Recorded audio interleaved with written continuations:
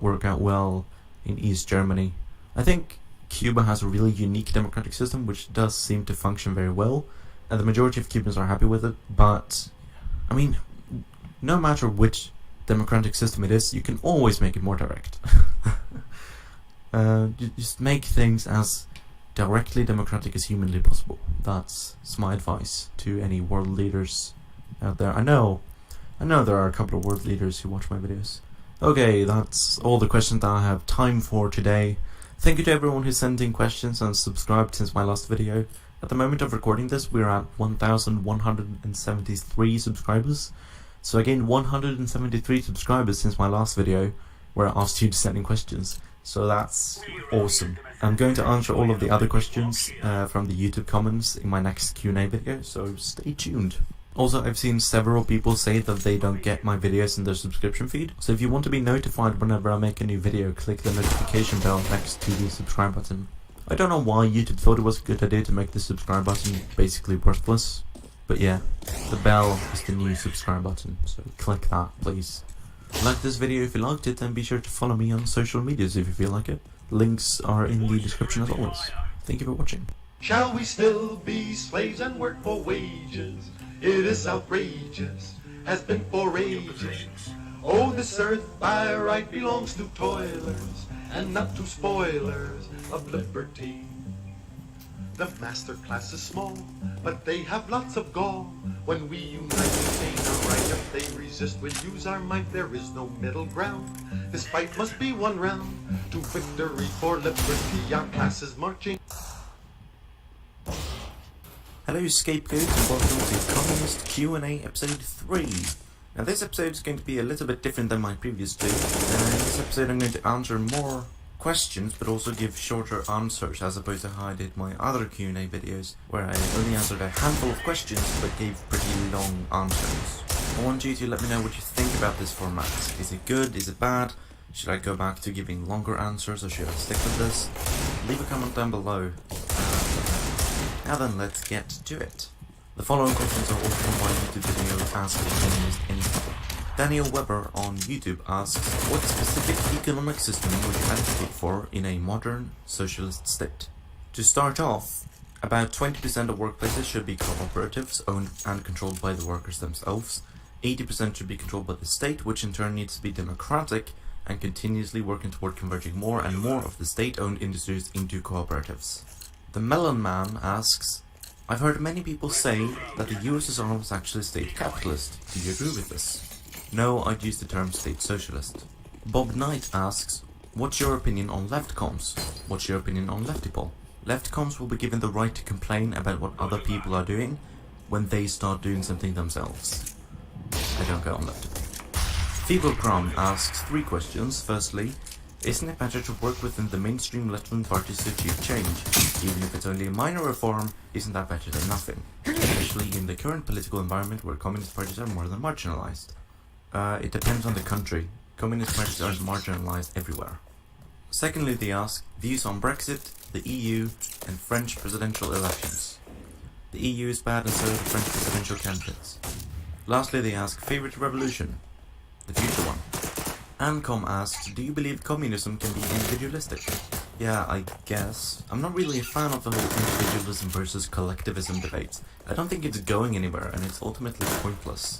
At least when you're talking about politics. I guess if you're really into philosophy, then sure, whatever, but I really don't think it matters.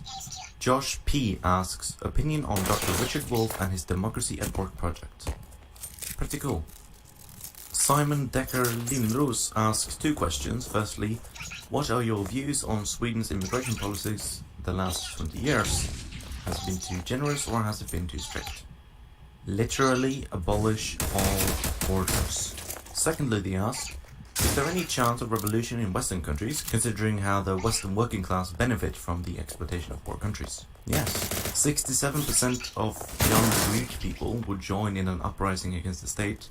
65% of young Italians, 63% of young Spaniards, 61% of French youth, 59% of young Czechs, etc., etc. I think the millennial generation, born between 1980 and 2000, have good potential of revolting against the state. Union Socialist asks, honest opinion on the original idea of how Folkunion was supposed to function.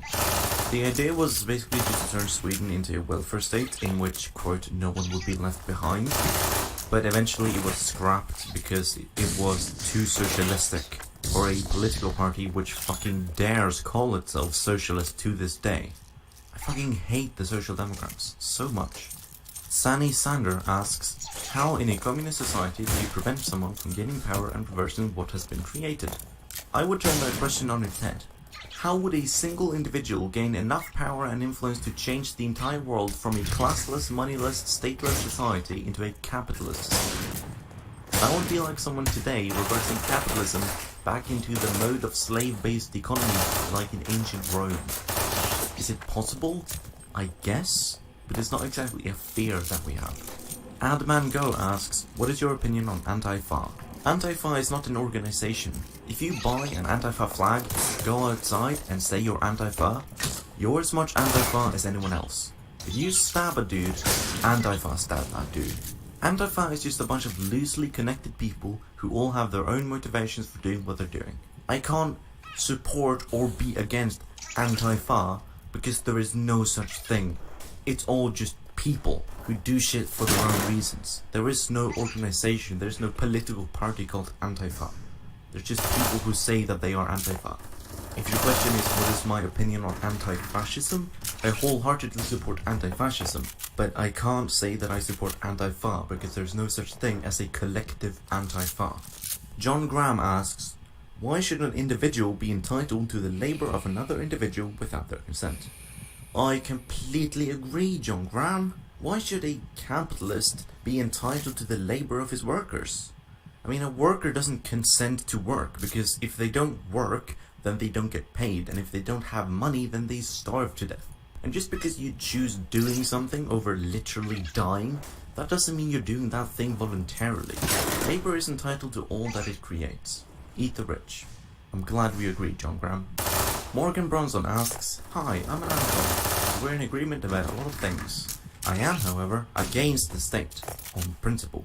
I think power corrupts, and workers are more capable of directing their workplaces than any outside planner. I've got some syndicalist sympathies as well. Do you agree with such uses of authority, transition state, planned economy, etc., and if so, how do you justify them as legitimate? If the workers are capable of directing their own workplaces, then why not their entire industries? And why not their neighborhoods? Why not their cities? Why not their counties? Why not their nations? And look at that, you have a state. Blitzkriegman asks 3 questions. Firstly, as a far leftist, how do you justify the curbing of rights such as free speech, as seen with the ANCOMs and Antifa? I mean, I'm neither ANCOM nor Antifa, but okay, carry on. To bring about your ideal form of political organization. Just lead me through the thought process. Freedom of speech has always and will always be limited. You're not allowed to yell fire in a crowded building if you don't see a fire because it would cause mass panic and a stampede. The thing is, we don't call this limiting freedom of speech in the West because we are free and democratic. No. We call it unlawful communications. It is unlawful to threaten a person with the intent to obtain a pecuniary advantage or to compel the person to act against their will. This type of threat constitutes a crime of extortion. For example, Colorado law states that any person who communicates threats to another person with the intention thereby to obtain anything of value or any acquittance, advantage, or immunity is guilty of extortion. 19 American states have laws against terrorizing or making terroristic threats. Some states have enacted anti-stalking laws, threatening to harm the President of the United States and using the US mail to transmit threatening communications are federal offenses. Libel and slander are also illegal. A person who defames the good name and reputation of another may be sued for damages. My point is, if it's illegal to threaten to kill a single individual, and it's even more illegal to threaten to kill the president, why isn't it illegal to threaten to kill all Jews? There are around 13 to 14 million Jews in the world. That should be at least 13 million causes of unlawful threat. I'm not sure how many life sentences that would be, but it would be a lot. Fascists literally want to kill people. Secondly, they ask, And what sort of historical societies, whether they be socialist or not, does your movement or ideology see an example of how a socialist society would work or be brought about? The YouTuber called Sexizu,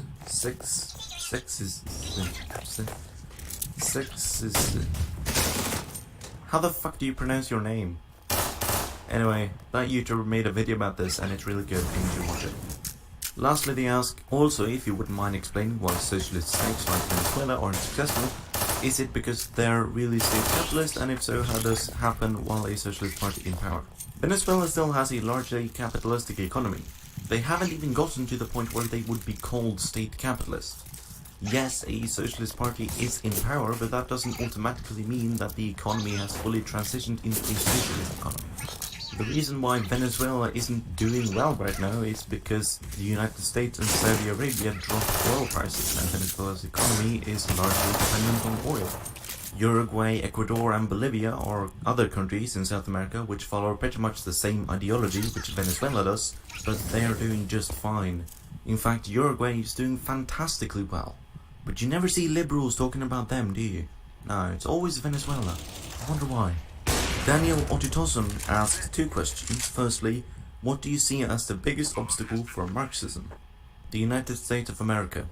Every time socialism is attempted, even if through elections, the CIA performs coups or sends weapons to terrorists or encourages the US to full out go to war. Secondly, they ask, what is your thoughts on centralist and to compromise in conversations between communism, capitalism, liberalism, etc.? It depends on what it is that we're compromising on. I mean, I can compromise on state ownership or if small to medium-sized private enterprise should be allowed to exist, but I won't compromise on democracy or anything. If a fascist tells you that he's going to kill 13 million Jews if he gets elected, you don't try to bargain with him and ask him to only kill 6.5 million Jews. You fucking kill him. Chaya Batsvi, and I'm sorry if I pronounced that wrongly, asks two questions. Firstly, do you consider your Marxism to be more Hegelian influenced in the tradition of Marxist humanism, or more Spinozist influenced in the tradition of Althusser, Westermaus and the post-Marxists? I like Hegel. I've always enjoyed his ideas, even though it takes me like 2 days to understand a single page of what he's written. I also think that you get a lot more out of reading Marx if you've read Hegel beforehand. Secondly, they ask, what is your opinion about reviving Marxism by incorporating things like religion/mythology and national folklores into its theory? It's fine as long as you don't start revising Marxism theory. I talked briefly about Christian communism in my last Q&A, so check that out. Mr. Lollipop638 asks, who is your favorite and least favorite besides Pol Pot? I don't even consider him a communist or leftist. Favorite, Ho Chi Minh. Least favorite, Kim Il-sung. Kapitalistische Aktion, Autonomy Kapitalisten asks, this flag in the background, what is it? For what it stands? It is my personal flag, consisting of a single red star with a black outline in the center of a horizontally striped background that alternates azure, white, azure. The red star symbolizes socialism, the black outline represents the defense of revolution, the two azure stripes represent the future, technology and advancement, and the white stripe represents a design for peace. I dislike flags. That's the short answer to that question. Matan Yevgeny asks, what is the incentive structure in a socialist/communist economy to replace a successful capitalist incentive of personal gain? The economics of the future is somewhat different. You see, money doesn't exist in the 24th century. No money. They don't get paid. The acquisition of wealth is no longer the driving force in our lives. We work to better ourselves and the rest of humanity.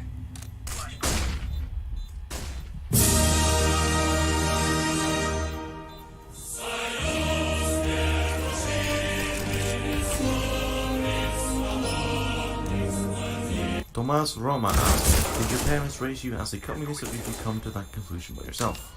My parents are both social democrats and socialist sisters. Some in my family are conservative and liberal. As far as I'm aware, I am the only communist in my family.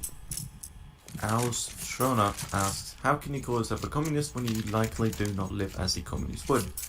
I ask specifically because so many people in the past have flown their leftist flags, Nazis, China, etc. that weren't. And I don't want future historians to call you a capitalist when your version of communism fails. The no true socialist meme has to stop at some point, right? Okay. The Nazis called themselves socialists in order to garner support from the working class, but Hitler himself said that capitalism was the only economic order that could work. I personally don't use the not true socialism argument. I personally believe that the USSR, China, Vietnam, Cuba and Laos are socialist, and countries like Nepal and Bolivia are well on their way toward becoming socialist. When asking yourself if a country is for real socialist, ask yourself, which is the dominating type of ownership of the means of production? If private, it's capitalist. If public, it's state capitalist or state socialist, depending on if the general capitalists have democratic control over the state. If collective, it's socialist. It really is not more difficult than that. Yes, different socialists have different opinions on if the USSR was socialist, but really that all depends on personal opinion. But my personal opinion is that the USSR was socialist, and so I don't really use the not true socialism argument. Arsenin asks, who would win, the Soviet Union or a book about economics? The USSR actually had a positive GDP growth throughout its existence. The Socialist Revolution turned a feudal monarchy without electricity into an industrialized, electrified economic superpower in about 20 years, which guaranteed housing and work for every citizen. If you're talking about the economic calculation problem, which states that it's impossible for a planned economy to sustain itself, I already talked about that in a previous Q&A video, and I gave quite a lengthy answer, so check that out. Payden Allen asks, is the freedom to own personal property, not land, a right? Is self-ownership a right? Yes. Aaron Space asks, thoughts on Rosa Luxemburg and general Luxemburgism? I like Rosa Luxemburg and her contributions to socialist theory, but Luxemburgism as an ideology doesn't really exist in the real world, it's only on the internet, unfortunately. Engine asks, what made you become a communist? What personal moment made you realize that you want to become a communist because you don't like this and that? I left the Social Democrats because they were bureaucratic and didn't really seem to care about human suffering, and I left the Left Party, because they were all middle-class white kids who were afraid to hold demonstrations in poor black neighborhoods.